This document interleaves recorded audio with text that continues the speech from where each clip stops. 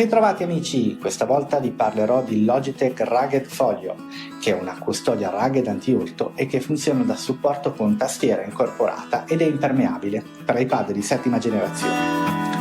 Come gli accessori rugged che si rispettano, la Logitech vanta una protezione anticaduta che supera i test degli standard militari. In effetti la custodia è molto spessa e la sua protezione la si percepisce anche nel peso, che è di ben 605 grammi, e una volta inserito l'iPad sembra di avere con sé non più un tablet ma un piccolo computer come un Surface o un MacBook 12.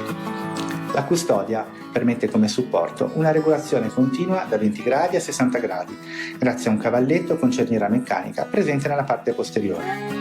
Si connette ed alimenta tramite lo Smart Connector presente sul fianco dell'iPad e non è necessario fare nessuna configurazione e tantomeno accenderla.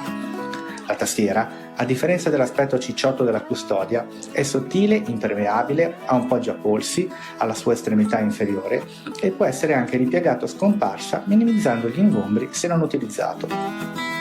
La digitazione è veramente piacevole, i tasti sono silenziosi, ben spaziati e a corsa breve, e vi dirò che non ha nulla da invidiare con la nuova Magic Keyboard del mio MacBook 16 pollici. Ha layout in italiano, comodi tasti funzione per luminosità, volume, multimediali e scorciatoie specifiche per iPad. Ti manca solo una cosa per essere perfetta: la retroilluminazione. Trovo che sia molto ben fatta e di qualità. Peccato che essere rugged appesantisca sia alla vista e al tatto l'iPad, ma nella praticità quotidiana rende il tablet molto più produttivo. La cerniera meccanica è efficace nella regolazione, ma ho qualche dubbio sulla durata della sua funzionalità nel tempo, mentre la tastiera mi piace proprio tanto.